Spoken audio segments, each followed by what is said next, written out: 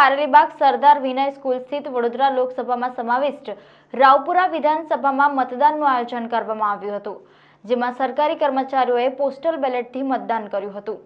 લોકસભા ચૂંટણીના 2 તબક્કાનું મતદાન પૂર્ણ થઈ ચૂક્યું છે, જ્યારે ત્રીજા તબક્કાનું મતદાન 7 મેના રોજ યોજાશે।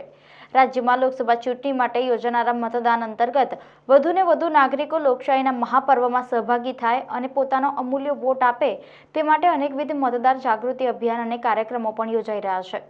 તેવામાં કોઈપણ વ્યક્તિ મતદાનથી વંચિત ન રહી જાય તે માટે વિવિધ પ્રવૃત્તિઓ દ્વારા લોકોને જાગૃત કરવામાં આવી રહ્યા છે। વડોદરા શહેરના કારેલીબાગ સરદાર વિનય સ્કૂલ સ્થિત વડોદરા લોકસભામાં સમાવિષ્ટ રાવપુરા વિધાનસભામાં મતદાનનું આયોજન કરવામાં આવ્યું હતું।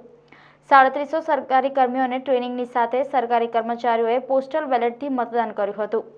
રાવપુરા વિધાનસભામાં સૌથી વધુ સરકારી કર્મીઓ મતદાનમાં જોડાયા હતા। 2 સેશનમાં મતદાન યોજાયું હતું। તમામ કર્મીઓ મતદાનની ફરજમાં જોડાય તે અગાઉ પોસ્ટલ બેલેટથી મતદાન કરવામાં આવ્યું હતું।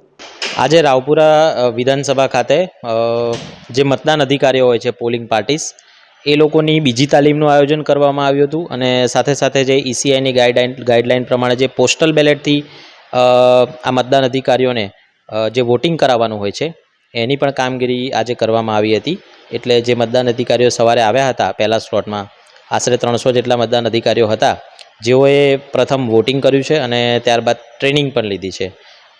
રાવપુરા વિધાનસભામાં આજે 29 તારીખ, 30 તારીખ, પહેલી અને બીજી એમ 4 દિવસ દરમિયાન આ પોસ્ટલ બેલેટની વોટિંગની કામગીરી અમે કરવાના છીએ, જેમાં પહેલા 2 દિવસ પોલિંગ પાર્ટીસ છે અને 1 અને 2 તારીખ અમે જે પોલીસનો અને SRPનો સ્ટાફ છે એના માટે ફાળવેલા છે। તો એ લોકો પહેલી અને બીજી તારીખે મતદાન કરશે અને જે અત્યારે 29 અને 30 તારીખ 2 તબક્કામાં જે 2 દિવસમાં વોટિંગ થવાનું છે એને અમે ટોટલ 4 સ્લોટમાં વિભાજિત કરેલું છે।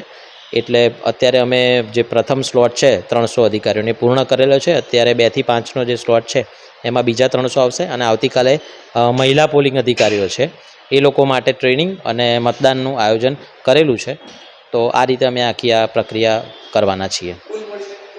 અત્યારે અમારી જોડે જે સવારે જે 320ની આજુબાજુ જે ટ્રેનિંગ માટે આવ્યા હતા એમાંથી લગભગ 1-2 મતદારોને બાદ કરતાં 100% વોટિંગ થયેલું છે। અત્યારે દક્ષેશ મકવાણા, મદદનીશ ચૂંટણી અધિકારી, રાવપુરા વિધાનસભા।